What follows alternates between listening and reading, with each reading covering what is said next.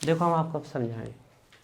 हमने देखा कि डीएनए एक पॉलीन्यूक्लियोटाइड की एक चेन होती है और दूसरी चेन भी एक पॉलीन्यूक्लियोटाइड की होती है, और न्यूक्लियोटाइड की चेन आपस में लिख जाती है तो हमारे बन जाते हैं डीएनए के मॉलिक्यूल।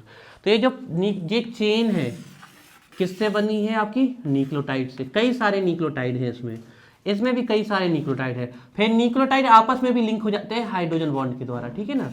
तो ये है एक न्यूक्लियोटाइड, ये न्यूक्लियोटाइड, बहुत सारे न्यूक्लियोटाइड लिंक है, ये लिंक है पूरे न्यूक्लियोटाइड।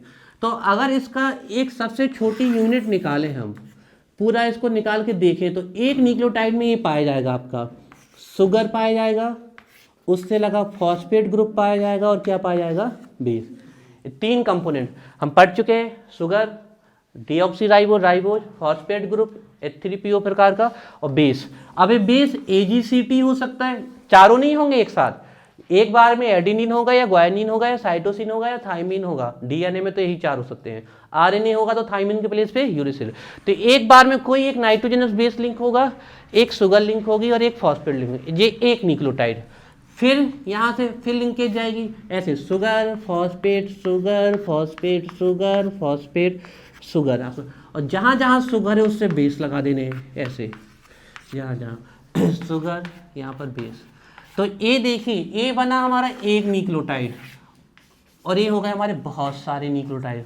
तो ये जो बहुत सारे न्यूक्लियोटाइड मिल जाते हैं तो इनको हम क्या बोलते हैं? पॉलीन्यूक्लियोटाइड। तो डीएनए की जो सबसे स्मॉल यूनिट है जिससे मिलकर डीएनए या आरएनए का मॉलिक्यूल्स बना, वो होता है न्यूक्लियोटाइड। तो all three basic components of nucleic acid that are nitrogenous base, sugar and phosphate group called nucleotide. ये तीनों बेसिक कंपोनेंट जिससे मिलकर एक डीएनए का मॉलिक्यूल बनता है, ध्यान रखिएगा।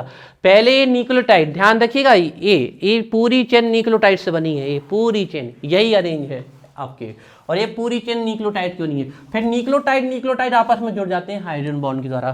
तो पूरे तीन के तीन बेसिक कंपोनेंट जो आपके होते हैं डीएनए मॉलिक्यूल का जो फॉर्मेशन करते हैं, ध्यान रखना लिंकेज का तरीका ये होगा, शुगर लिंक करेगी दोनों को, फॉस्फेट ग्रुप को भी एंड बेस को भी। तो शुगर फॉस्फेट शुगर ऐसी लिंकेज जाएगी, वो बेस ऊपर आएगा शुगर, तो इसको बोलते हैं न्यूक्लियोटाइड। और ये दो कंपोनेंट होते हैं, ये दो जिसमें फॉस्फेट ग्रुप नहीं होता, इनको क्या बोलते हैं? न्यूक्लियोसाइड। तो हम कैसे डिफाइन कर सकते हैं न्यूक्लियोसाइड को? हम कहेंगे two basic components of nucleic acids, आपकी शुगर पेंटोज शुगर, डीएनए में डीऑक्सीराइबोज, आरएनए में राइबोज, एंड आपके बेस डीएनए में AGCT, आरएनए में AGCU, कॉल्ड न्यूक्लियोसाइड। डीएनए का न्यूक्लियोसाइड कहलाएगा डीऑक्सीराइबो न्यूक्लियोसाइड और आरएनए का कहलाएगा राइबो न्यूक्लियोसाइड। फर्क कहाँ आएगा? एक तो शुगर में फर्क आएगा, उसमें होगी डीएनए में डीऑक्सीराइबोज शुगर और आरएनए में राइबोज शुगर। दूसरा चौथे नंबर के नाइट्रोजन बेस में AGC, तो तीनों में सेम है। डीएनए में क्या होता है? T, और आरएनए में एक तो वहां डिफरेंस। तो ये जो बेस और शुगर का कॉम्बिनेशन होता है वो कहलाता है न्यूक्लियोसाइड। और अगर बेस और शुगर से फिर फॉस्फेट जुड़ जाए तो वो क्या कहलाता है? न्यूक्लियोटाइड। तो हम न्यूक्लियोटाइड को ये भी कह सकते थे कि न्यूक्लियोसाइड प्लस फॉस्फेट ग्रुप क्या कहलाता है? न्यूक्लियोटाइड। ऐसे हम इनको डिफाइन करते हैं। 2 नंबर में आ सकता है, 3 में भी आ सकता है, 4 में भी आ सकता है, तो इसको हम पढ़ना चालू करते हैं। ठीक है, nucleoside and nucleotide.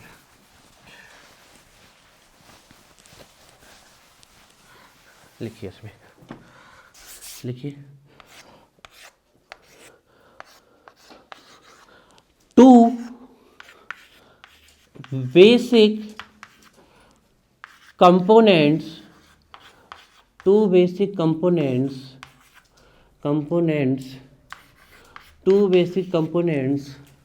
of nucleic acid. अब वो न्यूक्लिक एसिड आपका डीएनए भी हो सकता है और आरएनए भी हो सकता है। एक बार में या तो डीएनए होगा या आरएनए होगा, दोनों नहीं हो सकते, ध्यान रखिए। Two basic components of nucleic acid DNA RNA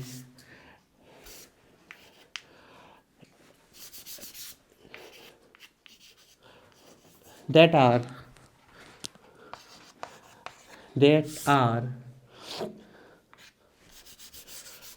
heterocyclic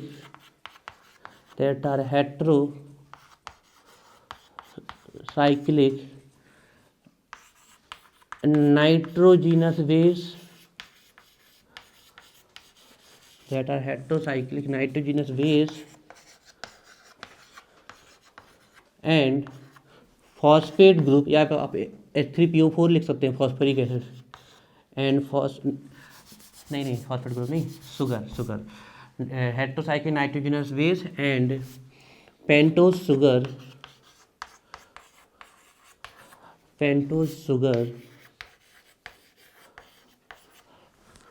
sugar are called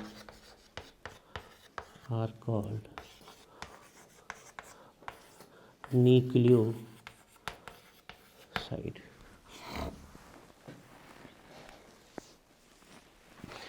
Two basic components of nucleic acid that are heterocyclic nitrogenous base and pentose sugar is called nucleoside. Two basic components of nucleic acid that are base plus sugar, ये हमारे क्या कहलाते हैं? Nucleoside. ध्यान रखिएगा, ठीक है. देखिए जी, ये आपके ध्यान रखिएगा, बेस का जो बेस है आपके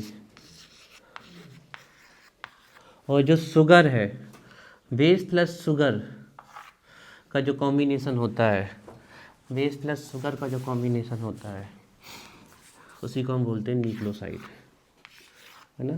तो शुगर, ये शुगर ध्यान रखिएगा पेंटोस शुगर है, शुगर से लिंक हो जाएगा आपका यहाँ पर बेस.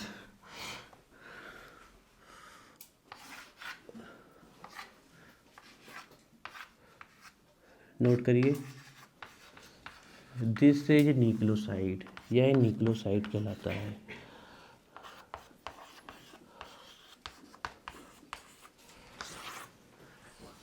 बेस प्लस शुगर,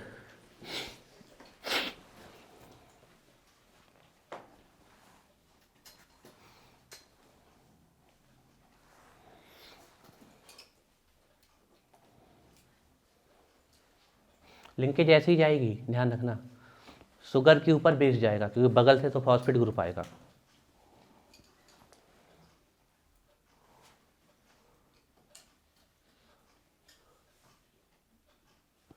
ठीक है ना.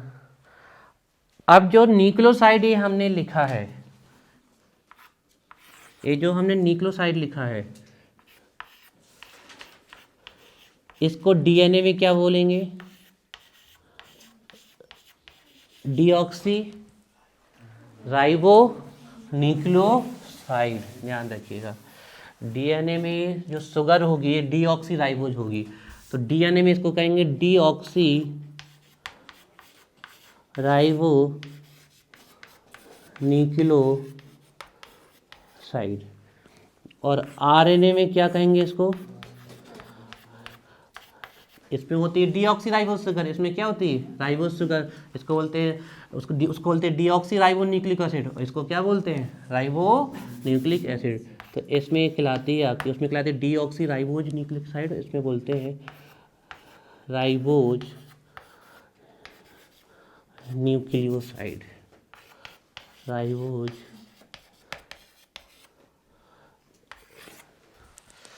Nucleoside.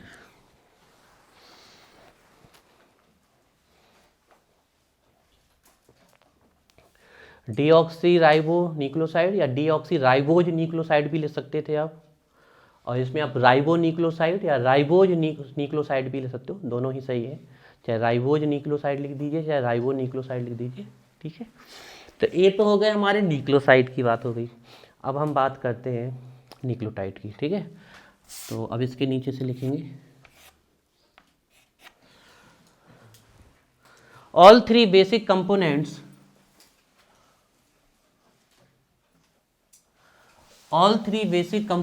of nucleic acids,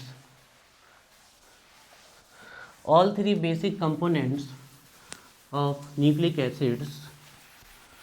three basic components of nucleic acids are called nucleotides या is called nucleotide, जैसा लिखना हो. all three ऑल थ्री वेस, सब लिख सकते हो ब्रैकेट के अंदर डीएनए आ रहे, लेकिन अब उसको हम नीचे करेंगे, यहाँ लैंग्वेज को सिंपल रखते हैं। All three basic components of nucleic acid are called nucleotide, या फिर इज कॉल्ड न्यूक्लियोटाइड, जैसे आप लिखना चाहें, are called nucleotides, is called nucleotide, are called nucleotides, है ना, ग्रामेटिकल भी थोड़ा सही किया करो। All three basic components of nucleic acid are called nucleotides. तो देखिए क्या होते हैं न्यूक्लियोटाइड्स, ठीक है ना।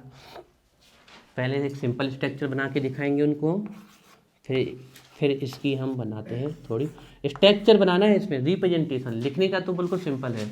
शुगर, शुगर से ऊपर क्या लिंक था, है ना, और इस साइड लिंक होगा फॉस्फेट, मतलब लिंक किसी भी साइड कर सकते हो। और यहाँ कौन सा ग्रुप लिंक कर दें हम, phosphate group, they are nucleotide, note करिए। अब इसके स्ट्रक्चर भी बना रहे हैं हम, ठीक है, जिसको जौन सा पसंद आ जाए। दिस इज न्यूक्लियोटाइड, ये एक न्यूक्लियोटाइड है, और कई सारे जब बन जाएंगे तो वो कहलाएंगे आपके nucleotide, polynucleotide. Base sugar phosphate group,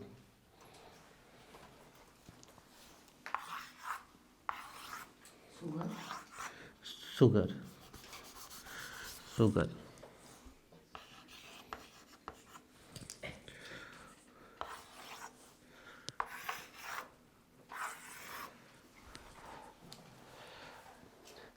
तो ये दोनों कहलाते हैं न्यूक्लियोसाइड और ये तीनों कहलाते हैं न्यूक्लियोटाइड।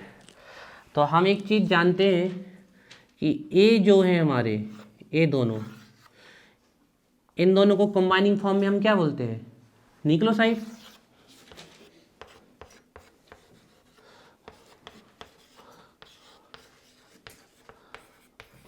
तो न्यूक्लियोसाइड और यहाँ से क्या आ गया, फॉस्फेट ग्रुप, इसको बोलते हैं न्यूक्लियोटाइड। ऐसे भी आप इसको लिख सकते हो।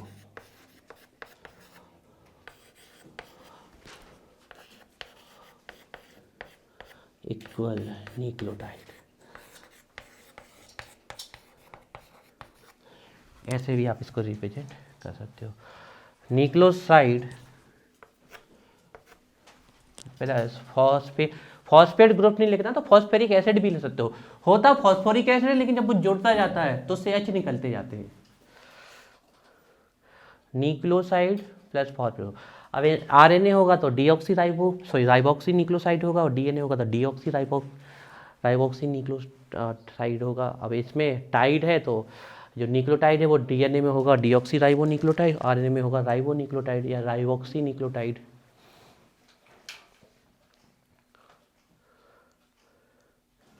तो हम तो कहेंगे इस स्ट्रक्चर को याद रखो, यहाँ से सब भूल जाओगे आप। Two basic components of nucleic acids called nucleoside, all three basic components of nucleic acid called nucleotide, ठीक है ना। और ये पूछा जा सकता है, ये पूछा जाता है ना। अब देखो इसकी हम पॉलीन्यूक्लियोटाइड बनाते हैं, फिर आपकी एक और स्ट्रक्चर बनाएंगे, ठीक है।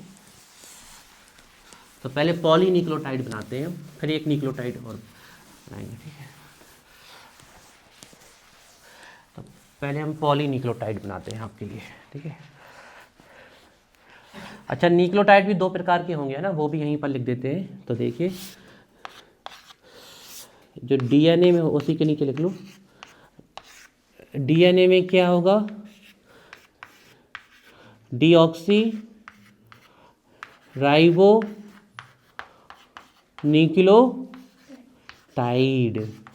न्यूक्लियोटाइड।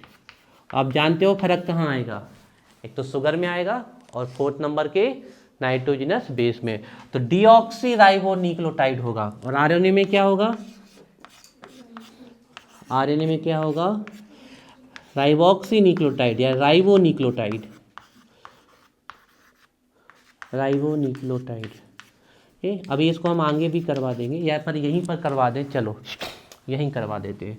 डीऑक्सी राइबो न्यूक्लियोटाइड का केमिकल कंपोजिशन अगर हम देख लें तो बेस क्या होंगे, AgCT, इनमें से कोई बेस होगा, एक बार में एक बेस जुड़ेगा, ठीक है ना। इसके बाद हम लिख लें पेंटोस शुगर कौन सी होगी, डीऑक्सी राइबोस शुगर होगी। तो बेस होंगे AgCT और होगी डीऑक्सी राइबोस शुगर, ठीक है ना। जो DNA का है डीऑक्सी राइबोस शुगर,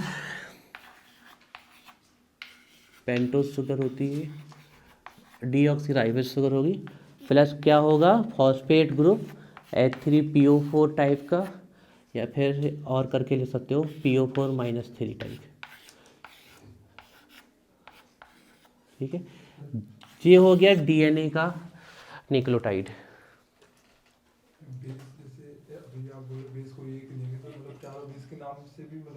हाँ, एडिनोसिन डीऑक्सी राइबोन्यूक्लियोसाइड, ग्वाइनिन आपका डीऑक्सी राइबोन्यूक्लियोसाइड है ना, ऐसे अलग हाँ अलग अलग बिल्कुल नाम होते हैं,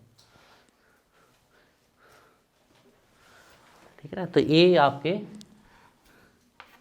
ये एक DNA का न्यूक्लियोटाइड। अब देखो इन प्रेजेंटेशन से क्या मार्क्स मिलेंगे आपको, प्रेजेंटेशन बहुत जरूरी है।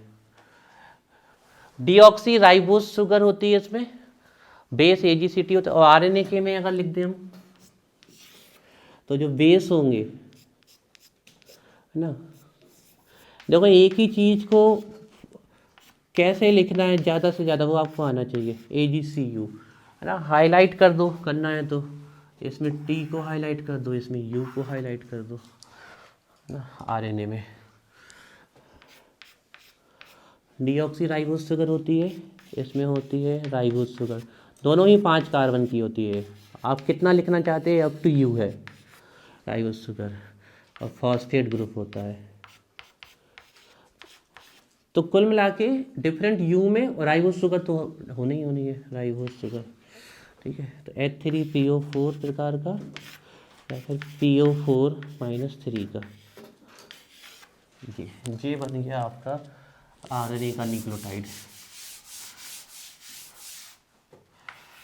अब जैसे मान लो बेस है एडिनिन, तो उसको बोल देंगे एडिनोसिन राइबोन्यूक्लियोटाइड, और अगर इसमें बेस एडिनिन है तो हम बोलेंगे एडिनोसिन डीऑक्सी राइबोन्यूक्लियोटाइड।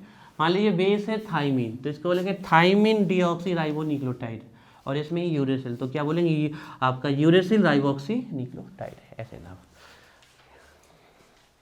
अब स्ट्रक्चर बनाते हैं। अभी तो न्यूक्लियोटाइड बनाया, अब न्यूक्लियोटाइड से पॉलीन्यूक्लियोटाइड DNA, और फिर एक और स्ट्रक्चर बनवाएंगे।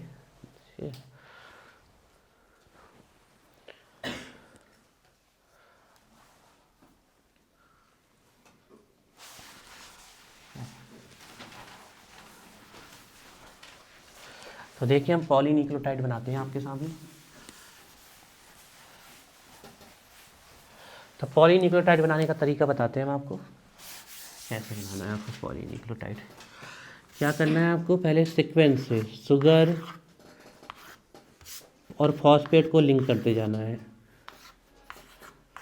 शुगर इन फॉस्फेट को कम से कम 2-3 कर देना जिसमें दिखने लगे, ठीक है।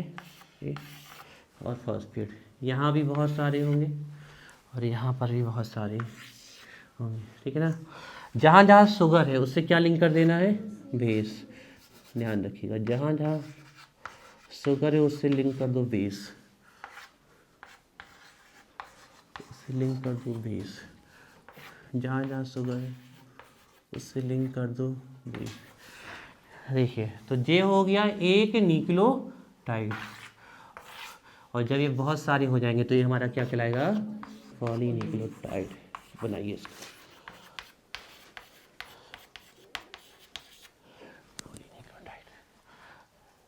तो एक सिंपल रिप्रेजेंटेशन है, इसे आपको बहुत समझ में आएगा। तो ये कहलाता है nucleoside, this is called nucleoside, और ये पूरा कहलाता है न्यूक्लियोटाइड। और जब ये बहुत सारे जुड़ जाते हैं तो बनता है पॉलीन्यूक्लियोटाइड, और पॉलीन्यूक्लियोटाइड ही कहलाता है न्यूक्लिक एसिड। ध्यान रखिएगा, पॉलीन्यूक्लियोटाइड मतलब होता है न्यूक्लिक एसिड, और न्यूक्लिक एसिड 2 प्रकार के होते हैं आपके। आपसे कोई पूछे DNA का दूसरा नाम बताओ तो पॉलीन्यूक्लियोटाइड, RNA का दूसरा नाम बताओ तो पॉलीन्यूक्लियोटाइड। हाँ, उनके कंपोजिशन पता होने चाहिए आपको।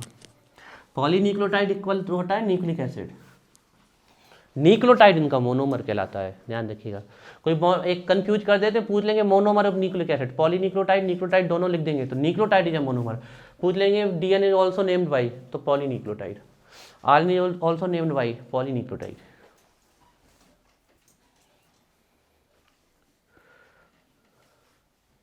एक लास्ट स्ट्रक्चर और बनाते हैं इसकी।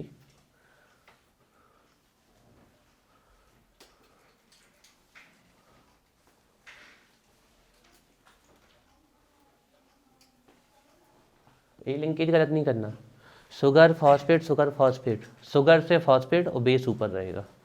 ये एक चेन बन रही है, समझ में आ रही है? ये एक चेन, ऐसी एक चेन ऊपर रखी है, वो चेन, उस चेन में बेस से बेस लिंक होता है कि आपके फॉस्फेट ग्रुप के द्वारा। तो ये एक चेन है, इसको बोलते हैं प्राइमरी स्ट्रक्चर। ऐसी एक चेन बन रही है एक, और ऐसी दूसरी चेन सामने भी बन रही है। तो ये तो आपस में ऐसे जुड़ रहे हैं, लेकिन दूसरी चेन जो जुड़ेगी वो बॉन्ड के द्वारा जुड़ेगी, हाइड्रोजन बॉन्ड के द्वारा।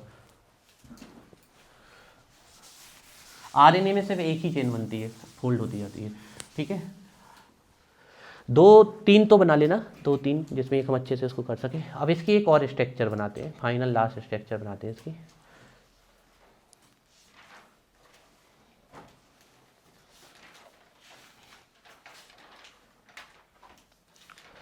चलिए,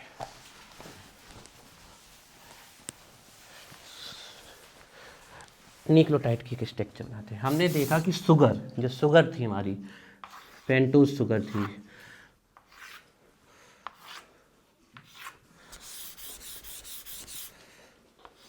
जो हमारी पेंटोज शुगर थी, ये देखा हमने, AOH और AH, यहाँ पर H, यहाँ पर OH राइबोज में और H किस में, डीऑक्सी राइबोज में। तो ये जो OH होगा किस में होगा, RNA में, और ये जो H होगा ये किस में होगा, DNA में होगा, ठीक है ना। फिर इसमें H और यहाँ OH, यहाँ पर Cl2 OH और यहाँ पर ये हुआ। ये तो बनी शुगर, पेंटोज शुगर हो गई है तो हमारी, ये तो शुगर बनाई हमने, पेंटोज शुगर, 5 कार्बन की शुगर बनाई हमने।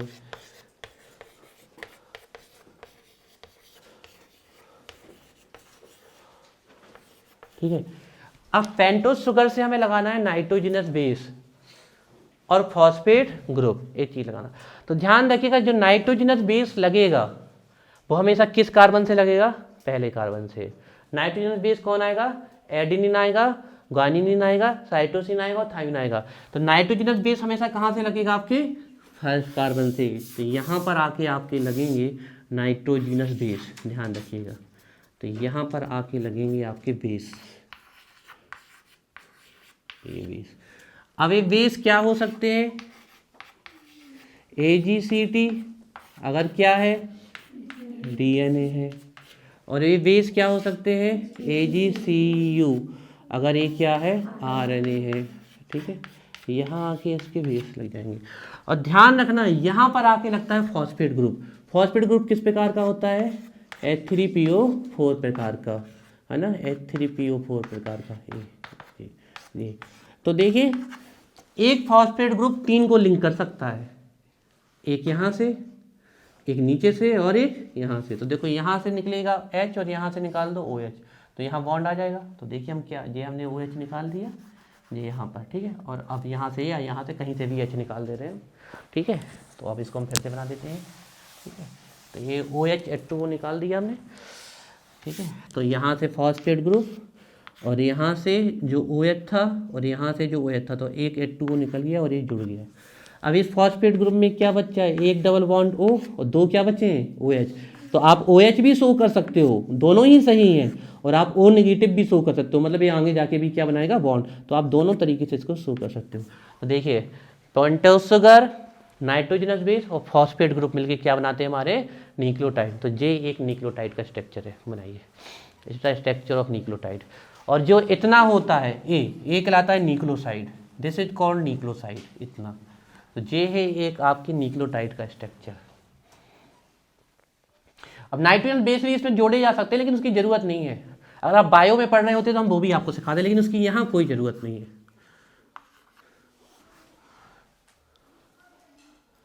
अब इसको आप OH भी लिख दोगे ना तो गलत नहीं है, घबराना नहीं है।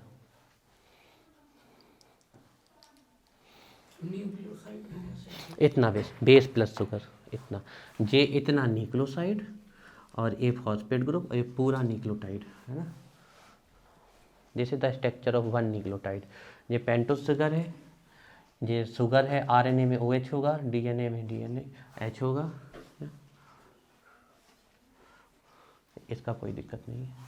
This is the structure of nucleotide है ना। ये पेंटोस शुगर है और ये न्यूक्लियोटाइड का स्ट्रक्चर है।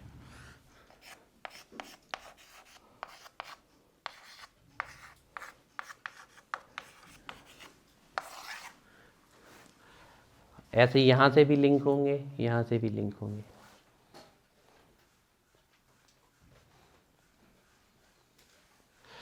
एक क्वेश्चन पूछ लें आपसे, एक न्यूक्लियोटाइड दूसरे न्यूक्लियोटाइड से कौन से बॉन्ड से लिंक होगा? ये तो न्यूक्लियोटाइड बना, बताए किसी को? वो तो एक न्यूक्लियोटाइड चेन दूसरी न्यूक्लियोटाइड चेन से लिंक होगी हाइड्रोजन बॉन्ड के द्वारा। एक न्यूक्लियोटाइड की चेन दूसरे न्यूक्लियोटाइड कैसे लिंक होगी? हाइड्रोजन। अब एक न्यूक्लियोटाइड ये है, इसके बगल में दूसरा न्यूक्लियोटाइड है, तीसरा न्यूक्लियोटाइड है, चौथा और पांचवा, तो ये पॉलीन्यूक्लियोटाइड बन गया। तो एक न्यूक्लियोटाइड दूसरे न्यूक्लियोटाइड से किस बॉन्ड के द्वारा लिंक होता है? देखिए हम आपको बता दें, अभी स्ट्रक्चर बनेगी तब ध्यान से समझना, हम बताते हैं आपको। पहले इतना बना लो फिर हम बताते हैं, उसको ध्यान से सुनना।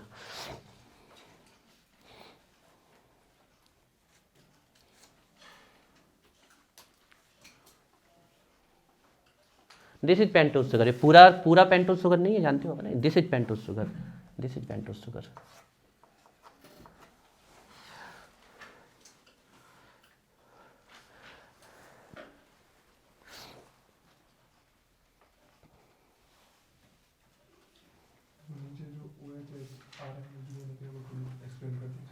इसमें अगर आपकी ये राइबोस शुगर होती है तो यहाँ क्या लगाते हैं? सिर्फ OH। और अगर आपकी डीऑक्सीराइबोस होती है तो दूसरे नंबर का एक कार्बन क्या, एक ऑक्सीजन क्या कर देते हैं? कम, है ना। तो डी जो आरएनए में होती है वो राइबोस शुगर होती है, राइबोस शुगर होती है। तो जो कार्बन नंबर 2 है वहाँ पर होता है OH, ठीक है ना। और जो आपका अगर डीएनए होता है तो होती है डीऑक्सीराइबोस शुगर, डीऑक्सीराइबोस शुगर होती है। तो जो कार्बन नंबर 2 है वहाँ पे होता है H। तो अगर आपका आरएनए है तो राइबोस शुगर होगी, तो कार्बन नंबर 2 पे है ना, ये कार्बन नंबर 1, ये कार्बन नंबर 2।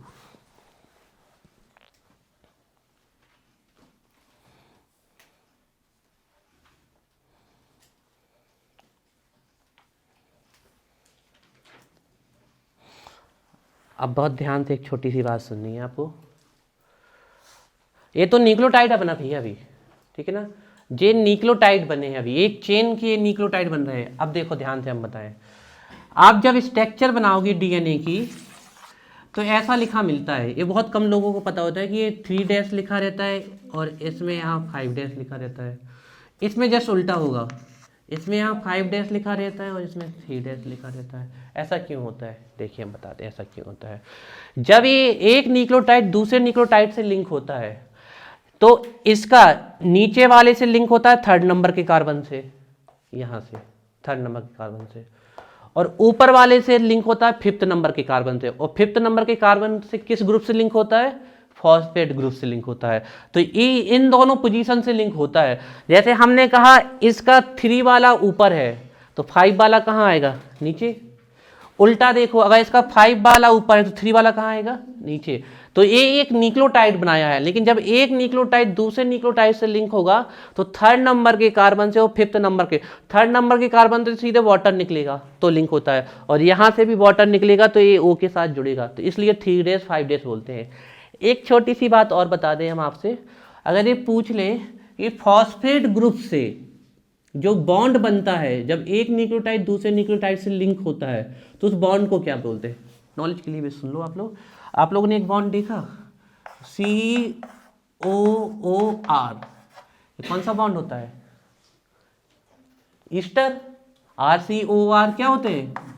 ईस्टर होता है ना। तो आप अगर इसको देखो तो अब इसको आर तो नहीं माने, लेकिन इसको सी तो नहीं मान सकते, लेकिन पी है हमारा, चलो पी है। तो ये ईस्टर तो है, लेकिन ये सिंपल ईस्टर नहीं है, फॉस्फो ईस्टर है। ये कौन सा ईस्टर है? फॉस्फो ईस्टर है आपका, ये ध्यान रखना है। अच्छा देखो, ये फॉस्फो ईस्टर इस साइड भी बन रहा है, ये फॉस्फो ईस्टर इस साइड भी बन रहा है, ये फॉस्फो ईस्टर इस साइड नहीं बन रहा आपका, सिर्फ दो ही साइड बन रहा है ओनली, तब तो इसको डाई ईस्टर बोलते हैं। तो देखिए फॉस्फो ईस्टर सिर्फ दो साइड बन सकता है, एक तो यहाँ से देख लो तो PCOOR, सेम लिंकेज इस साइड जाएगी CH2 से, तो ये बन जाएगा POOR। जो COOR होता है, R ऐसे देखो COOR, अब C तो है नहीं तो POOR, तो इसको हम बोलते हैं फॉस्फो ईस्टर बॉन्ड। और एक फॉस्फोरस कितने फॉस्फो ईस्टर बॉन्ड बना सकता है? दो। एक इस साइड से बना सकता है, आप ये काम का नहीं, हम एक्सप्लेन कर रहे हैं, एक इस साइड बना सकता है और एक इस साइड। तो यहाँ जो बॉन्ड बनता है उस बॉन्ड का नाम होता है फॉस्फोडाई ईस्टर बॉन्ड बोलते हैं उसको, फॉस्फोडाई ईस्टर बॉन्ड। ठीक है, तो ये हो गया आपका न्यूक्लियोटाइड, आपका यहाँ खत्म होता है। नेक्स्ट टॉपिक डालते हैं, ठीक है। या फिर लिखना हो तो हम लिखवा दें, इसको लिंक हिंट को लिखवा दें, चलो लिख लो। लिखिए, with respect to H3PO4 group, नीचे ही लिख लो, with respect to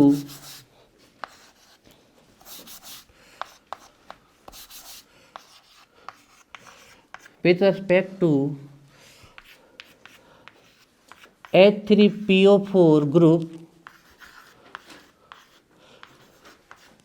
H3PO4 group phosphodiester bond is formed, phosphodiester bond is formed between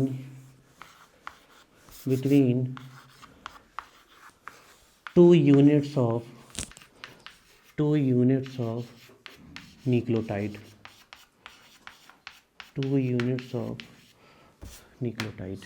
हाँ उसको पीछे भेज दिए, डिस्टर्ब करता है हमारे पास। बताओ ना क्या करता है? बार बार हाथ मार रहा, आगे कर रहा है, ऐसे कर रहा है वो। क्यों?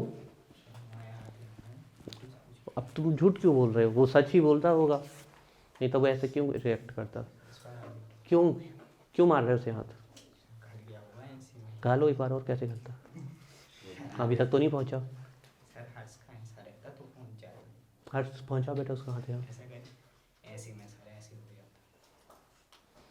चलो हर्ष, तुम्हारी गलती है, तुम्हारा लैपटॉप है, गुस्सा में पटक ना दही हो। हाँ, थोड़ा और पेट ऐसे जो तुम्हें अच्छी दफ्ती मिल गई है, तुम 50,000 की दफ्ती से लिख रहे।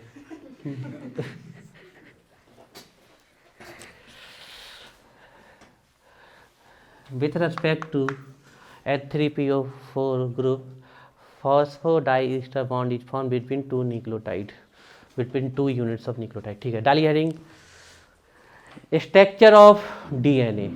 खत्म हो गया क्या? 6 मिनट के हो जाने दो। चल लाओ बता लीजिए, तुम लोग पढ़ लो जब तक इसको, स्ट्रक्चर बनानी है फिर।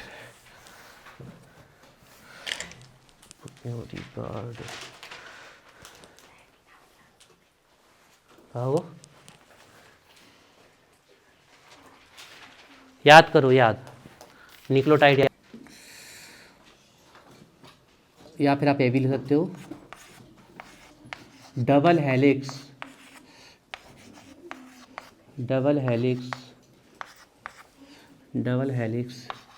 Structure of deoxyribonucleic acid. Double helix structure of deoxyribonucleic acid बिल्कुल ख़त्म है। हम जिससे भी यहाँ पर स्ट्रक्चर बना देंगे तो आप लोगों से बन जानी बड़ी आराम से। Double helix structure of deoxyribonucleic acid, देखिए तो डीएनए की जो डबल हेलिक्स स्ट्रक्चर होती है, थोड़ा ज़्यादा बड़ा बन गया, 2-3 फोल्ड हो जाएं कम से कम हमारे। हाँ नहीं, अलग से आ गया, न्यूक्लियोसाइड न्यूक्लियोटाइड खत्म हो गया। न्यूक्लियोसाइड न्यूक्लियोटाइड, आवाज़ नहीं करिए प्लीज़।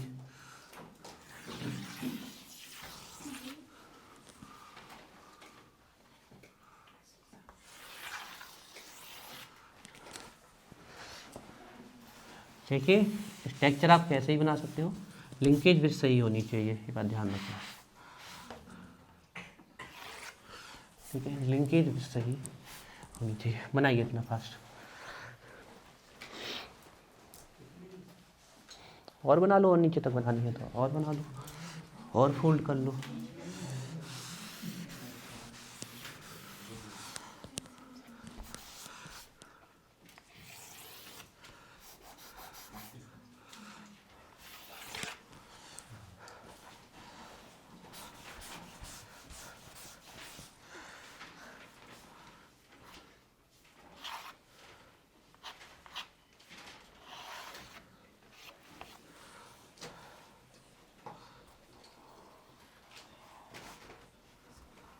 तीन चार फोल्ड तो बना लो कम से कम।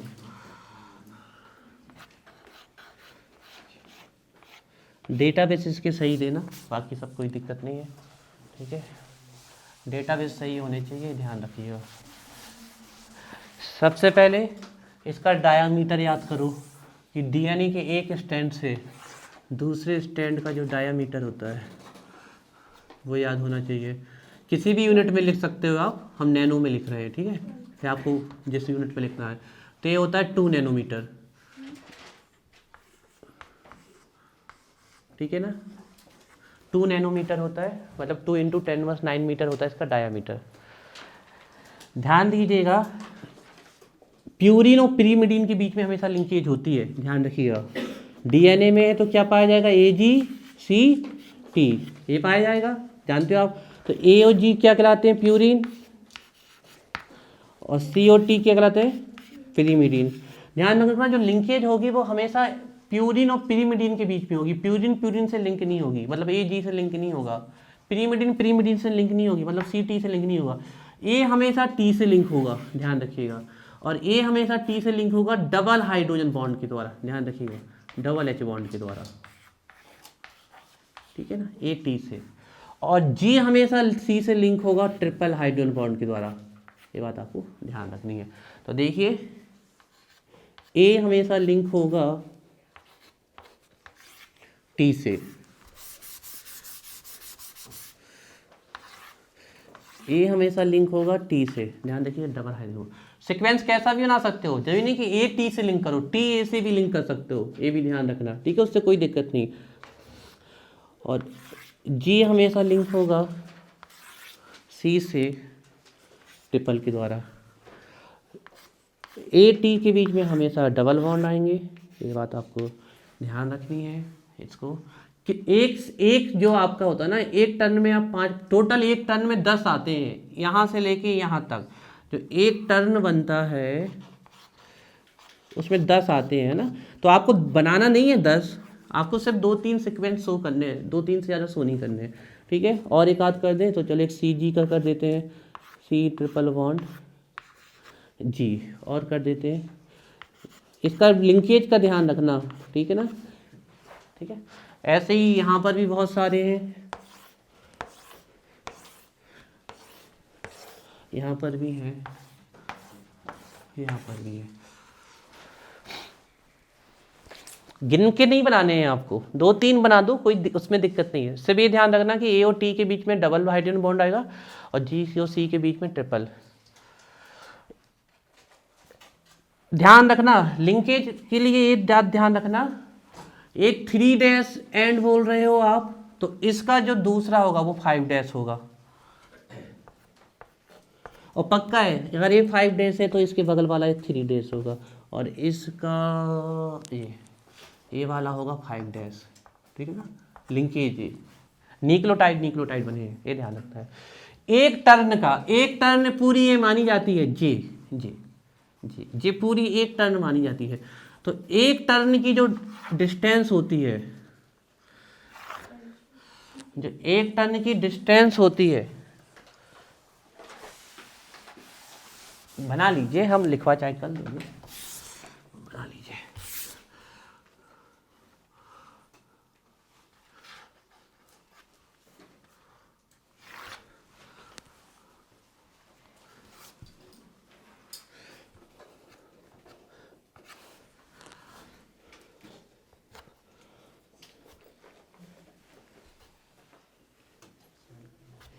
आवाज नहीं। एक टन की जो डिस्टेंस होती है वो होती है आपकी 3.4 नैनोमीटर। 3.4 नैनोमीटर। और हाँ, कहाँ वो बेटा, एक लूप की बात नहीं कर रहे हैं हम, एक जो पूरा यहाँ से हम जिसको एक टन मानते हैं, ये पूरा यहाँ से घूम के जब यहाँ जिसको बोलते हैं एक टन, लूप की बात नहीं। 3.4 नैनोमीटर एक टन की, और एक टन में जो बेस पेयर आते हैं वो आते हैं 10। ध्यान रखिएगा, एक टन में जो बेस पेयर आते हैं वो 10 आते हैं। एक टन में जो बेस पेयर आते हैं उनके नंबर हैं 10 जी।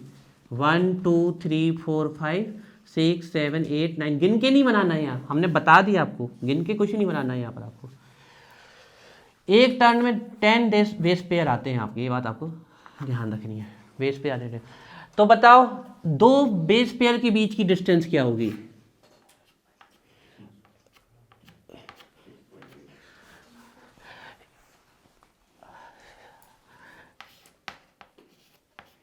Point 3.4 nanometre.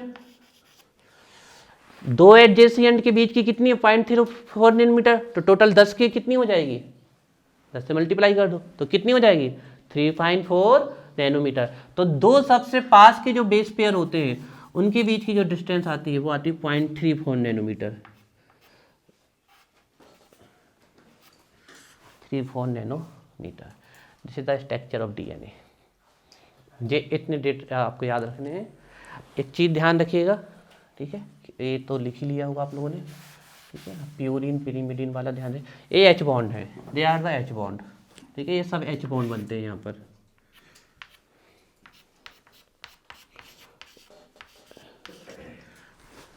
ये वॉटसन एंड क्रिक ने दी थी स्ट्रक्चर।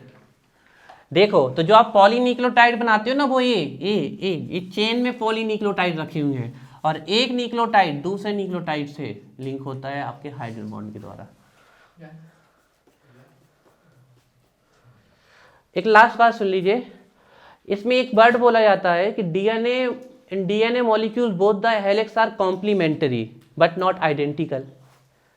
ऐसा क्यों? ऐसा इसलिए कॉम्प्लीमेंट्री इसलिए होते हैं कि इसमें जो सीक्वेंस होता है वो इस तरीके से अरेंज होता है कि हमेशा किससे लिंक होगा? टी से, और टी हमेशा ए से। लेकिन आइडेंटिकल तो तभी कह सकते हैं ना जब ए के सामने क्या आता? ए, बिल्कुल वैसा ही आता तभी आइडेंटिकल कह सकते थे उनको। तो आइडेंटिकल नहीं होते, ये हम लिखवाएंगे लेकिन में कॉम्प्लीमेंट्री होते हैं लेकिन आइडेंटिकल नहीं होते हैं। तो यही सब बातें लिखनी है हमने कि DNA has complementary structure of double helix but not identical. The diameter of DNA molecule is 2 nanometre. The distance of one lobe is 10 up 3.9 nanometer, and two adjacent base pair is 3.34 nanometer. Only pairing takes between purine and pyrimidine. In the A of purine linked with T of pyrimidine by double hydrogen bond, while the G of purine linked with C of pyrimidine by triple hydrogen bond. यही हमारी एक language है। आप लोग चाहो तो अपने मन से लिख सकते हो, बाकी तो हम कल लिखवा ही देंगे। अच्छा, जिसको स्कूल जाना वो जाओ, हम सोच रहे लैंग्वेज लिखवा दें दूसरे बच्चों को, फिर हम कल समझा देंगे। फिक्स है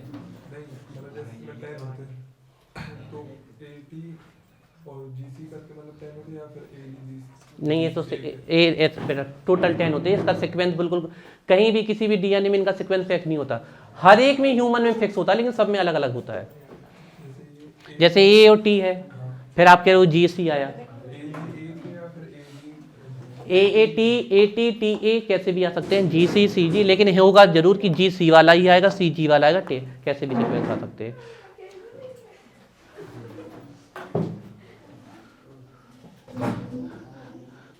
नीलम आप स्कूल पर लेट हो जाओगे? नहीं होगे? पक्का हो जाओगे? पक्का 10 मिनट लग जाएंगे लिखवाने में। अगर आपको लेट हो रहा हो तो आप स्कूल मत छोड़ो, हम आपको कल करवा देंगे। तो फिर कल दोबारा बनाना पड़ेगा पूरा स्ट्रक्चर हमें। क्या करें, लिखवा दे? चलिए तो इसमें लिखते हैं हम। हाँ क्या यहाँ पर नहीं, देखो 3, अगर हम क्या है, हम सीधा स्ट्रक्चर बना रहे हैं। अगर हम कह रहे हैं कि 3 डैश वाला ऊपर आ रहा है तो पक्का है 5 वाला कहाँ आएगा, नीचे। अब उसका स्ट्रक्चर हम सीधा सीधा बना रहे हैं, मॉलिक्यूल्स में थोड़ी, वो तो लिंकेज के बेस पे जाएंगे। तो अगर इसमें 5 डैश ऊपर आया है तो 3 डैश कहाँ आएगा, नीचे। दो कॉर्नर है, अगर एक कॉर्नर से 5 डैश से लिंक हो रहा है तो पक्का है पूरा सीक्वेंस वैसे ही जाएगा। तो लास्ट में कौन सा बच के आएगा, इस साइड 3 डैश। और अगर इसमें स्टार्टिंग में 3 डैश से लिंक हो रही तो पूरा सीक्वेंस ऐसे ही जाएगा, 3 डैश फिर 5 डैश फिर 3 डैश फिर 5 डैश फिर 3 डैश फिर 5 डैश फिर 3 डैश। तो लास्ट में क्या बचेगा, 5 डैश ही बचेगा आपका। चलिए तो लिखते हैं इसमें, ठीक है। डबल हेलिक्स स्ट्रक्चर है, double helix structure of DNA. लिखिए इसमें, अब लिखना चालू करते हैं यही सब कुछ जो हमने आपको लिखवाया। हाँ, इस वाले में 5 डैश है और 3 डैश। ऐसा नहीं बेटा, इससे चेक करना, वो तो ठीक है पक्का है। ये 5 डैश है तो इसका दूसरा कॉर्नर क्या होगा, 3 डैश। इस 3 डैश है तो इसका दूसरा कॉर्नर क्या होगा, 5 डैश। ऐसे चेक करना है, ठीक है। इसका 3 डैश तो इसका दूसरा कॉर्नर होगा 5 डैश, और ये 5 डैश तो इसका दूसरा कॉर्नर होगा 3 डैश, ठीक है। तो चलिए लिखिए इसमें, the double helix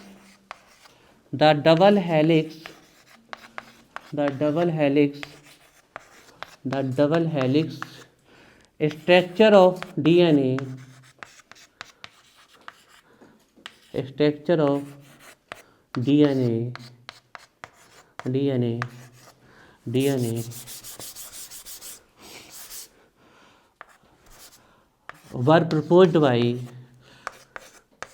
were proposed by जानते हो साइंटिस्ट का नाम, बहुत महान साइंटिस्ट है, नोबेल प्राइज मिला है इनको। और जब से ये स्ट्रक्चर आई है तो अब ऐसे जेनेटिक डिसीज भी अब क्योर हो जाती हैं। वॉटसन एंड, नहीं था क्या 10th में, Watson and Crick. The double helix structure of DNA were proposed by Watson and Crick. Watson and Crick, उसके नीचे से लिखना चाहिए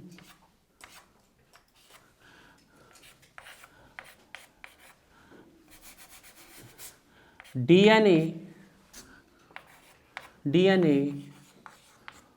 molecule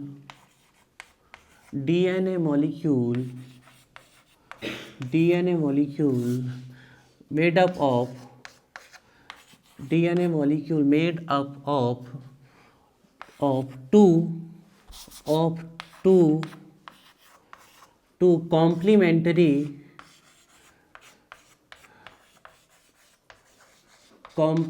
complementary helix.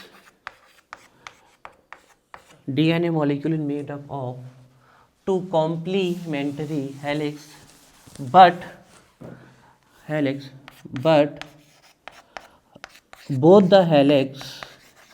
but both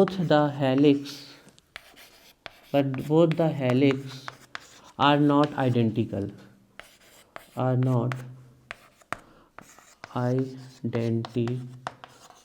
ठीक है, ये बहुत इंपॉर्टेंट लाइन है, पूछ लिया जाता है कि डीएनए में जो आपके चेन होती है वो कैसी होती है। तो देखिए कॉम्प्लीमेंट्री इसलिए कि एक दूसरे के कॉम्प्लीमेंट में है। ए हमेशा किसके सामने आएगा, टी, नहीं तो वो बनेगा ही नहीं डीएनए। जी हमेशा सी के, टी हमेशा ए के, सी हमेशा जी के। अब आइडेंटिकल तभी होती जब इसकी शक्ल क्या हो जाती, सेम हो जाती। तो आइडेंटिकल नहीं होती, कॉम्प्लीमेंट्री। तो DNA molecule made up of two complementary helix but both the helix are not identical, ये ध्यान रखिएगा।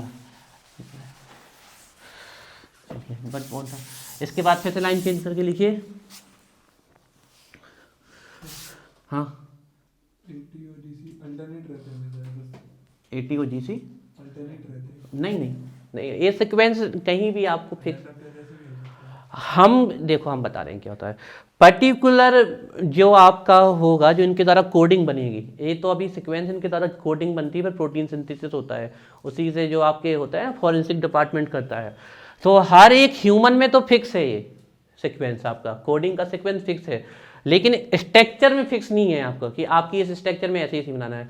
अब हमें सिर्फ इसमें ये ध्यान रखना है, क्योंकि एक में जो सीक्वेंस आएगा वो कभी इतने सारे एनिमल से कभी दूसरे में वो सीक्वेंस मैच नहीं कर सकता। अब जानते हो डीएनए टेस्टिंग की जाती है डेड बॉडी की पैटर्निटी टेस्ट करने के लिए, फॉरेंसिक डिपार्टमेंट में टेस्टिंग के लिए डीएनए। तो ये सीक्वेंस पर्टिकुलर ह्यूमन में तो फिक्स है, लेकिन किसी डीएनए की स्ट्रक्चर की फिक्स, हाँ लेकिन जितने भी आपके किसी कोई भी आप डीएनए चेक करोगे उसमें ये बात फिक्स है कि ये हमेशा टी से लिंक होगा और जी हमेशा सी से, तो ए फिक्स है। लेकिन अब ए नहीं हम कह सकते ना, आपने अगर ए के साथ इसको बनाया तो ये भी सही है, आप ए डबल वन टी के बाद कौन टी डबल ए भी बना दीजिए तो वो भी सही है स्ट्रक्चर के बेस पे, क्योंकि ये इसमें कोई सीक्वेंस हम अपने हिसाब से फिक्स नहीं कर सकते कि अल्टरनेट क्रम में होगा, ठीक है ना। अब इसके बाद लिखिए both the helix are not identical, both the helix are not identical, इसका नीचे लिखिए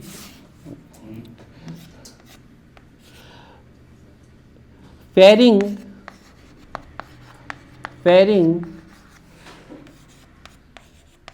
takes only between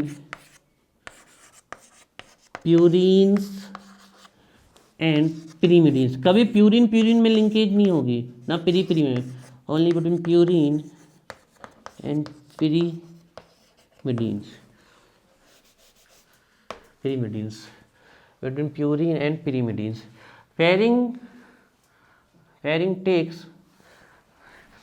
Pairing takes only between purine and pyrimidine, ठीक है ना।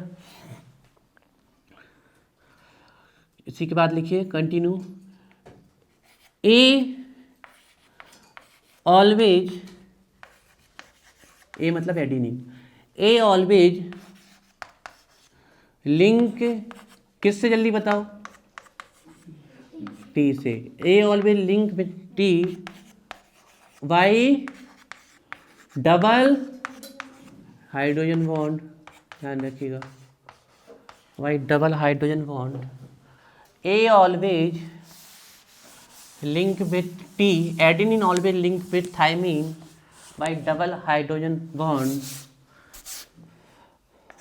वाइल उल्टा भी होता है, ध्यान रखिएगा, वैसे वर्षा भी होता है, टी ए से double, and while G always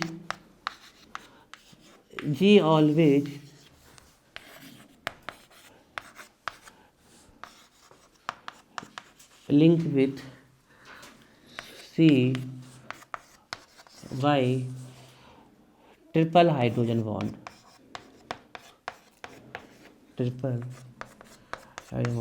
bio वाले बच्चों के में भी है ना, ये इस साल जो बायो पढ़ रहे हैं है ना, तो ये पढ़ लेना, आपके सिंपल लैंग्वेज लिखवा दी, आपका डीएनए स्ट्रक्चर वगैरह आएंगे तो पढ़ लेना, न्यूक्लियोसाइड न्यूक्लियोटाइड आपके में हैं बायो की बुक में, हमने देखे हैं, तो वो सब आपके काम आएंगे अगर आ जाए तो, ठीक है ना। तो A always link with T by double hydrogen bond while G always link with C by triple. हाँ ये हो सकता है कि आप यूनिट, अब इसको नैनोमीटर से हम एंगस्ट्रॉन्ग में भी ले जा सकते हैं, पिकोमीटर में भी ले जा सकते हैं, नैनोमीटर भी ले जा सकते हैं। जैसे मान लो हमें इसको एंगस्ट्रॉन्ग में ले जाना, तो बताओ कितनी वैल्यू आएगी, एंगस्ट्रॉन्ग 2.0 10⁻⁹ मीटर है, एंगस्ट्रॉन्ग में ले जाने के लिए हमें इसको कितना चाहिए 10⁻10 चाहिए, तो इसको क्या कर देंगे 20 × 10⁻10 मीटर, तो ये क्या हो जाएगा 20 एंगस्ट्रॉन्ग। तो वो आप चेंज कर सकते हो, पिको में चाहिए तो और ले जाओ 2 आगे, हम जितना आगे की तरफ जाएंगे उतना क्या पावर नेगेटिव बढ़ती जाएगी आपकी। आ रही बात समझ में, क्लियर। ऐसे आप इसको, पर हमें आप लोगों के लिए कोई दिक्कत नहीं है, आप क्या करना है, लेकिन जैसे कोई बच्चा कहे कि 2 यूनिट में कन्वर्ट कर लो तो भी हो जाएगा। बस लास्ट में चल रहे हैं, तो लास्ट की 2 लाइनें और बची है, पहले ये बना लो है ना, ए और टी का बना लो, उसी के नीचे ए और टी का। अब आप लोग कहोगे सर ये तो आपने कोवलेंट बॉन्ड बना दिए, क्योंकि ये तो कोवलेंट बॉन्ड नहीं, ये हाइड्रोजन बॉन्ड है। अब यहाँ पर आप डॉट डॉट करके नहीं, ऐसे रिप्रेजेंट है तो रिप्रेजेंट कर दो, ए और टी डबल बॉन्ड और जी और सी ट्रिपल बॉन्ड, है ना। ध्यान रखिएगा ए जी सी टी लिंकेज जाएगी ए की टी के साथ और जी की सी के साथ, ए की टी के साथ डबल और जी की सी के साथ ट्रिपल।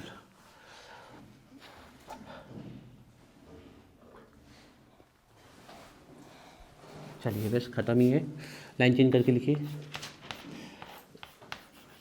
द डायामीटर, टोटल अगर इसके चारों ओर घूमोगे आप तो कितनी जगह ये कवर करता है। The diameter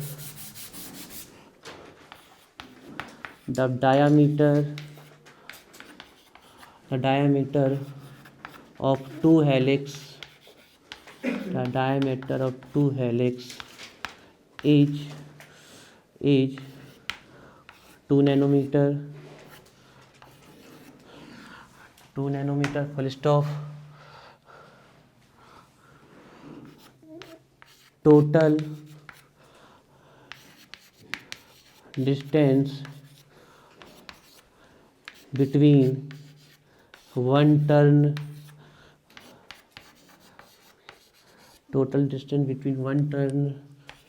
3.4 nanometer।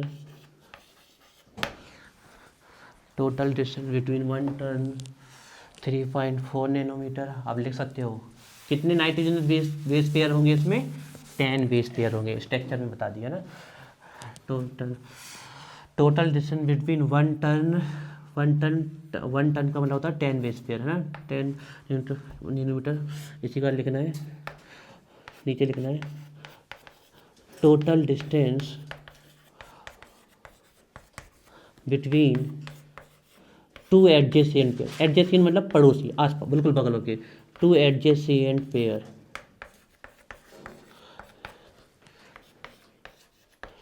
Is 0.34 nanometre. 0.34 nanometre, nanometre nanometre nanometre, ठीक है। टू एडजेसेंट, बिल्कुल बगल का adjacent pair, two adjacent base pair, two adjacent. Usages of, या आप ले सकते हो एप्लीकेशंस तो नहीं कहीं, यूजेज ही लिखेंगे, या फंक्शंस भी ले सकते हो आप, फंक्शन बेटर रहेगा। फंक्शंस ऑफ न्यूक्लिक एसिड, ध्यान रखिएगा डीएनए की नहीं बोल रहे हैं हम, न्यूक्लिक एसिड के बोल रहे हैं। Function of nucleic acids, DNA and RNA. Function of nucleic acid, DNA and RNA, ठीक है ना। तो सबसे पहला फंक्शन लिखिए, इसमें फंक्शन जरूर सबकी याद कर लीजिएगा, पूछ लिए जाते हैं। तो फर्स्ट है इन ट्रांसमिशन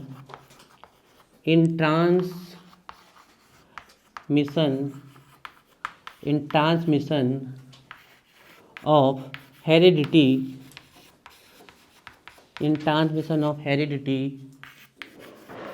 character, पहला point, in transmission of heredity character, ठीक है ना।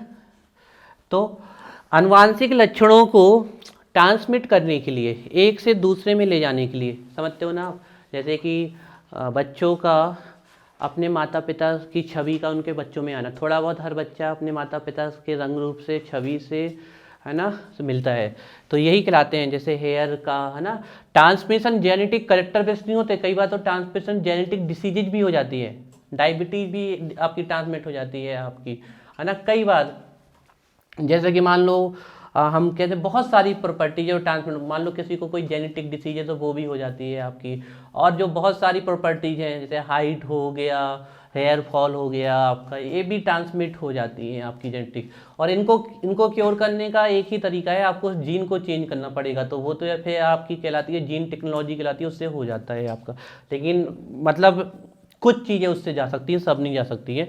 तो जो वाटसन और क्रिक ने डीएनए मॉलिक्यूल का सीक्वेंस दिया, तो ऐसी डिसीज जिनको माना जाता था कभी क्योर नहीं होगी, तो अब वो भी क्योर हो चुकी है, पॉसिबल है उसका।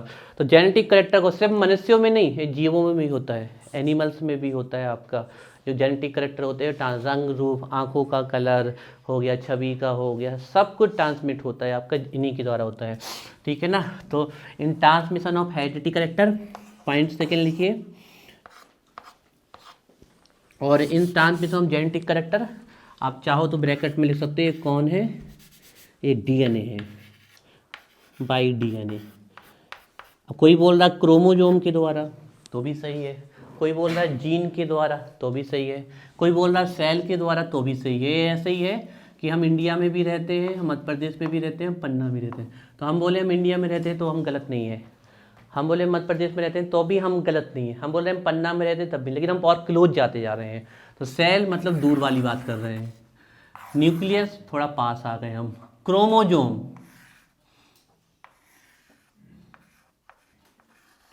क्रोमोजोम के द्वारा ट्रांसमिट होते तो भी नहीं। अब क्रोमोजोम में वह है पोजीशन क्रोमोनिमेटा जहाँ पर डीएनए पाए जाते हैं, तो क्रोमोजोम यहाँ पर, और डीएनए में वो जो सीक्वेंस होता है जिसके द्वारा वो कहलाते हैं gene, particular group of gene. तो आप बोल दो डीएनए के द्वारा होते हैं, जीन के द्वारा होते हैं, क्रोमोसोम के द्वारा होते हैं, न्यूक्लियस के द्वारा होते हैं, सेल, सभी करेक्ट वर्ड हैं आपके, ठीक है ना। नेक्स्ट लिखिए, in biosynthesis, in biosynthesis of protein, और इसके लिए जो मेन रिस्पॉन्सिबल है वो है आपका आरएनए।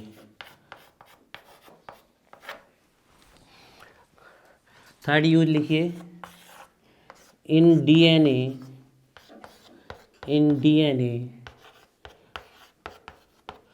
फिंगरप्रिंटिंग,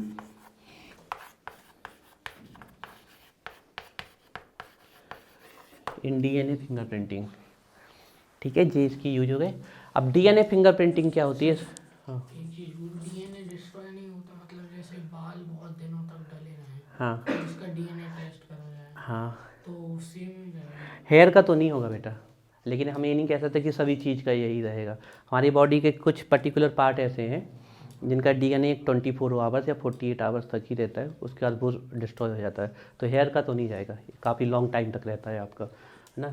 लेकिन बहुत सारी चीज़ें जैसे स्वेट हो गया और भी दूसरी चीज़ें हो गई आपकी, तो उसका एक 24 आवर या 28 आवर तक होता है, उसके बाद वो सीक्वेंस चेंज कर देता है। इसीलिए कई बार जो क्रिमिनल्स होते हैं ना, तो उनको तुरंत रिपोर्ट करना ज़रूरी होता है मेडिकल चेकअप के लिए, 24 या जिससे सही में पता नहीं था, उसके बाद फिर वो सीक्वेंस चेंज हो जाता है, फिर पता नहीं लगाया जा सकता। चलिए, डीएनए फिंगरप्रिंटिंग क्या है? देखिए, जितने भी आपकी ह्यूमंस हैं, किसी की भी फिंगर टिप्स सेम नहीं हो सकती, ये बिल्कुल फिक्स है। सबकी फिंगर टिप्स अलग आती है, सबके जो यहाँ टिप्स के जो ये मार्क होते हैं सबके अलग अलग होते हैं, ठीक है ना। तो इसका यूज पहले आइडेंटिफिकेशन के लिए किया जाता था, लेकिन इनको अल्टर किया जा सकता है, इनको चेंज किया जा सकता है बाई सर्जरी के द्वारा they can change, in marks को सर्जरी के द्वारा चेंज किया जा सकता है। तो फिर ये तो एक ऐसा तरीका हुआ जिसमें हम कह सकते हैं कि कुछ कमियां हैं जिसके कारण हमेशा एक्यूरेट रिजल्ट नहीं आएगा। हो सकता है कोई क्रिमिनल हो, ठीक है ना, वो सर्जरी के दौरान फिंगरप्रिंट चेंज करा ले, ठीक है ना, या कहो उसी ये यहाँ जल गया कोई, तो भी वो चले जाएंगे। तो ये एक लात ये पहले यूज करते थे, आज भी कहीं कहीं यूज होता है। जैसे आप लोग जब आधार कार्ड वेरिफिकेशन कराते हो तो फिंगरप्रिंट्स, इसी प्रकार आपकी आई की रेटिना, ये भी बिल्कुल फिक्स है कि सबकी अलग अलग होती है, तो आप इसको चेक कराते हो ना, तो ये है। लेकिन इसको ये चेंज भी हो सकती है आपकी सर्जरी के द्वारा चेंज। अब ये जो फिंगरप्रिंटिंग है जिसमें सबका एक यूनिक सीक्वेंस होता है, इस यूनिक सीक्वेंस के द्वारा ही उस पर्टिकुलर व्यक्ति का आइडेंटिफिकेशन हो सकता है। और जितने भी व्यक्ति हैं, जितने भी हैं, सब में अलग अलग होता है, लेकिन ये यूनिक सीक्वेंस चेंज भी हो सकता है। तो इसके बाद फिर और डेप्थ में गए, तो और डेप्थ में जाने के पता चला कि जैसे कि प्रत्येक का फिंगर टिप्स का सीक्वेंस, आपका फिंगर का, थंब के टिप्स का जो सीक्वेंस होता है वो स्पेसिफिक होता है, बिल्कुल सिमिलर प्रत्येक व्यक्ति में, प्रत्येक पर्सन में जो डीएनए के नाइट्रोजनस बेस हैं उसका सीक्वेंस फिक्स है। और एक सीक्वेंस जो एक पर्सन में होगा वो दूसरे पर्सन में कभी रिपीट नहीं हो सकता, और उसको चेंज करना असंभव है। कोई भी इस सीक्वेंस को चेंज नहीं कर सकता, किसी भी मेथड के द्वारा इसको चेंज नहीं किया जा सकता। हमारे अंदर जो डीएनए का सीक्वेंस है वो दुनिया में जितने भी ह्यूमन है किसी दूसरे के अंदर वो सीक्वेंस नहीं हो सकता नाइट्रोजनस बेस का। किस में हो सकता है? हमारे माता पिता में। सिर्फ हमारे फैमिली का जो होगा उसमें वो सीक्वेंस हो सकता है, बाकी किसी में भी नहीं हो सकता है। तो इस सीक्वेंस को चेंज नहीं किया जा सकता, सिर्फ उसके रिलेटिव में हो सकता है, उसके भाई में, उसके बहन में, उनके माता पिता में, उनके पूर्वजों में। ये सीक्वेंस सिर्फ उसमें हो सकता है आपके, और बाकी कहीं नहीं हो सकता है। तो अब ये जो डीएनए के बेसिस के द्वारा हम बिल्कुल वैसे ही आइडेंटिफिकेशन करते हैं जैसे हम फिंगरप्रिंट के द्वारा सीक्वेंस से आइडेंटिफिकेशन करते थे। तो इसका यूज एक डीएनए के सीक्वेंस का वैसे ही यूज करते हैं जैसे हम फिंगर के प्रिंट का यूज करते थे आइडेंटिफिकेशन के लिए। लेकिन अब यहाँ फिंगरप्रिंट नहीं आ रहा, यहाँ डीएनए आ रहा है। तो उससे मिलता जुलता था, तो इसका नाम रख दिया डीएनए फिंगर प्रिंटिंग रख दिया। तो डीएनए का फिंगर प्रिंटिंग, डीएनए का कोई फिंगरप्रिंट नहीं है, तो उसका नाम डीएनए फिंगर प्रिंटिंग इसलिए रख दिया गया है क्योंकि इसमें वही टेक्नोलॉजी लगाई जा रही है जैसे टिप्स के सीक्वेंस देखे जाते थे, उसी प्रकार डीएनए में नाइट्रोजन और बेस के क्या देखे जाते हैं, सीक्वेंस देखे जाते हैं आपके, है ना, और बिल्कुल वो सेम आएंगे।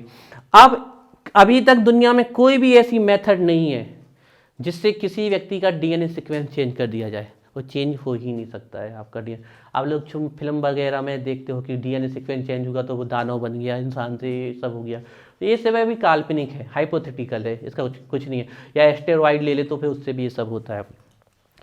अब इसका यूज कहाँ कहाँ किया जाता है, डीएनए के स्पेसिफिक सीक्वेंस का कहाँ, बहुत ही बेनिफिट टेक्निक है। इसके द्वारा जो हमारा कानून है, जो लॉ है, इसमें डिसीजन लेना बहुत आसान हो गया। मान लो लड़ाई हो रही किसी बच्चे के लिए, खूब बहस चली, डिसीजन नहीं आ पाया, फाइनली पैटर्निटी पता करने के लिए डीएनए फिंगरप्रिंटिंग का यूज कर, बिल्कुल एक्यूरेट तरीका है, बता देगा कौन इसके माता पिता हैं कौन नहीं है, कोई दिक्कत नहीं, कोई इसमें जाली काम हो ही नहीं सकता है। हाँ, अगर मेडिकल रिपोर्ट बदल दे तो बात अलग है, बाकी अंदर से कुछ भी नहीं बदला जा सकता। तो पैटर्निटी पता करने के लिए इसका यूज कर सकते हैं, क्रिमिनल्स के आइडेंटिफिकेशन के लिए भी इसको यूज किया जा सकता है। कोई किसी के घर चोरी करने गया, वहाँ उसका हेयर रह गया, ठीक है ना, कहीं उसका स्वैट लग गया तो उससे पता किया जा सकता है, उसके स्किन की कोई भी छोटी सी चीज़ मिल जाए उससे पता किया जा सकता है। अब वो जो खिड़की वगैरह छू के गया तो उसमें डीएनए फिंगरप्रिंटिंग लगाया जाता है, डीएनए के फिंगरप्रिंट से, सॉरी फिंगरप्रिंट से, उससे थोड़ी डीएनए मिलेगा, तो वहाँ फिंगरप्रिंट का यूज किया जाता है। लेकिन अगर हेयर वगैरह मिल जाए, उसका स्वैट मिल जाए, और कोई भी बॉडी का कोई भी पार्ट हो, ब्लड मिल जाए, कोई भी छोटा सा नाखून मिल जाए आपका, कुछ भी मिल जाए उसको, तो उससे वो सीक्वेंस निकाला जा सकता है। तो क्रिमिनल के आइडेंटिफिकेशन में भी यूज किया जाता है। मान लीजिए कोई किसी की डेथ हो गई और वो डेथ होने का कई दिनों तक नहीं मिला, तो अब उसकी बॉडी बिल्कुल सड़ चुकी है, उसको आइडेंटिफाई करना मुश्किल है, शक हो रहा है, ठीक है ना, तो डेड बॉडी का पता करने के लिए भी हम इसका यूज किया जा सकता है। तो ये इसकी स्पेसिफिक चीज़ें डाल, डीएनए फिंगरप्रिंट डाल ली, हेडिंग डालिए डीएनए फिंगरप्रिंट, ये तो यूजेज हो गया, शॉर्ट में लिखवाया, अब हेडिंग डालिए DNA fingerprinting, DNA fingerprinting, DNA fingerprinting. अच्छा, इसको अभी हम पहले क्लोज कर देते हैं, फिर लास्ट, चलिए ठीक है, फाइनली हम इसको फिर से एक बार फर्दर एक्सप्लेन कर रहे हैं। अच्छा, थोड़ा सा इसको सही कर लें,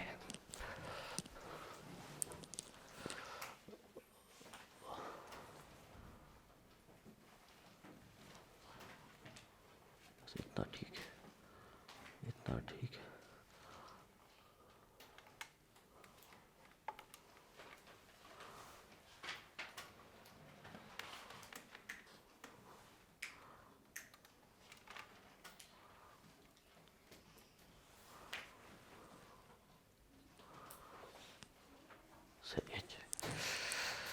स्टार्ट कर दी कि नहीं की, 45 सेकेंड,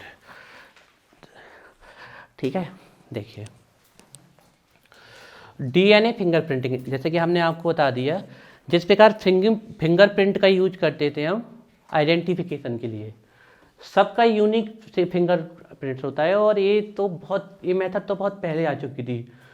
जमींदार लोग जब से साइन करा रहे हैं, थंब लगवाते थे, तब से मेथड आ गई थी आइडेंटिफिकेशन की। तो ये तो बहुत पुरानी मेथड है, लेकिन उस समय आदमी भोले भाले थे, तो उस समय कोई नहीं। अब आदमी बहुत चालाक हो गए हैं, वो अपना थंब ही बदल लेते भैया, ठीक है ना, या पकड़ने का डर हो तो अपने थंब को ही जला लें या काट लें या चक्कू मार लें, बहुत बदमाश हो गए। तो वो जब यूनिक हो गए तो फिर साइंस ने भी यूनिक तरीका बोले, अब तुम बदल के दिखाओ, तुम में हिम्मत है तो, अब तुम डीएनए का सीक्वेंस बदल के दिखाओ। उन्होंने कहा उनके बस को नहीं है, बोले हम ऐसे काम कर सके जिसमें दिमाग नहीं लगा, दिमाग वालों काम हमारे बस को नहीं है। कहाँ करते हैं, फिंगर से भी करते हैं। तो अब इससे करते, तुम कहते इससे क्या करते। सबका सीक्वेंस अलग है, इसका भी अलग है, इसका भी अलग है, इसका भी है। वैसे जो है कि लगाने में अच्छो लगत, जो आसानी से लग जाता, ऐसे लगाने में थोड़ी तकलीफ होता, तो उन्होंने कहा ये लो सीधे इसे। पाँव के भी अलग है, पाँव के भी अलग है। अब बच्चा जब छोटो रहता तो वो थंबई चूसत, उंगली भी तो चूस सकत, कहते बाद आसानी से पहुंच जात मुँह में। चलो चलिए 8 मिनट की रिकॉर्डिंग थी, अब 7 की बची होगी। तो जैसे हर एक पर्सन में जो फिंगर टिप्स का सीक्वेंस यूनिक होता है, लेकिन क्रिमिनल्स ने दिमाग लगाया कि चेंज हो जाते हैं, तो सर्जरी करा लेंगे, पैसा हमारे पास बहुत है, अमेरिका में जाके चेंज करा लेंगे हम। तो साइंस ने कहा अब तुम करोगा बेटा चेंज। जैसे कोरोना आओ तो ना सब पैसा वाले तक बैठ गए थे, बोले भैया हमें नहीं निकलने हैं बाहर, हमारे पास पैसा है, पैसा से कोरोना को कछु फर्क नहीं पड़ा, अगर फर्क होता तो 1 आध करोड़ दे देते बेटा, हमें ना छुइयो तुम, दूर दूर रहिए हमसे। तो वहाँ समझ में आ गया लोगों को पैसा ऐसा कहीं कुछ नहीं है, जब सबसे ऊपर होता है जो आपका खुद का पोटेंशियल और मानवता, तो वो ही काम आई उस समय, बाकी सब चीज़ें साइड में हो गई। Every person has unique sequence of finger tips which are used in identification for long time. They can be change by surgery, इनको चेंज कर सकते हैं। तो इस मेथड को चलो छोटे मोटे केस में, चोर को पकड़ लिया, कोई ने बैंक तोड़ा, किसी ने किया, किसी ने मारा, छोटे मोटे केस में। अब बड़े जो क्रिमिनल्स हैं वो बहुत होशियार हैं, उनका पैसा ही पैसा है, उन्होंने कहा रुक जाओ।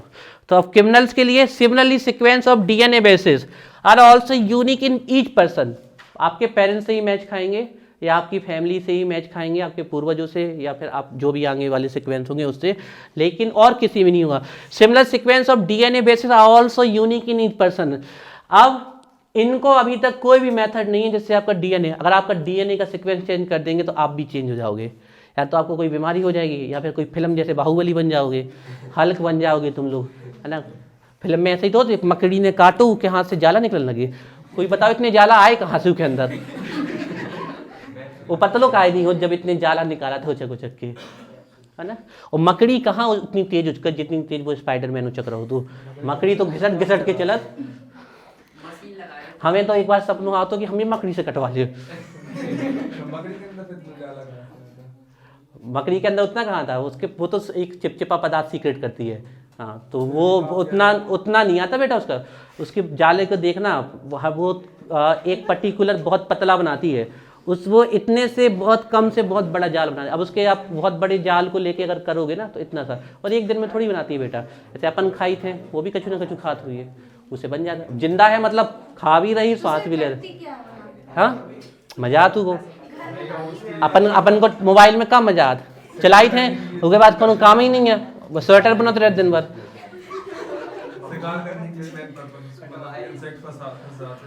बिल्कुल सही है। मकड़ी के चक्कर में अगर कोई फंसो ना तो पूरा वो घुमा घुमा के बिल्कुल ऐसा जाल बनाएंगे क्योंकि टेक्नोलॉजी कोई नहीं देख सकता। देखो बेटा पढ़ाई पे आ जाओ लौट के। किसी भी नॉन मेथड से नहीं हो सकता, इसलिए इस चीज़ का यूज करते हैं हम in forensic department, in forensic laboratory, criminals को आइडेंटिफाई करने के लिए। क्रिमिनल्स का डीएनए बेस को चेक कर लेंगे, यही आता क्या वहाँ पर, यही था तो मैच कर जाएंगे, ठीक है ना। इन आइडेंटिफिकेशन ऑफ पैटर्निटी, माता पिता से कोई बच्चा हरा गया बचपन में, बाद में मिला, या किसी तरीके से कोई जाली तरीके से उसको ले गया, कोई तरीका नहीं बचा, फाइनली पैटर्निटी डीएनए सीक्वेंस को मैच कराओ।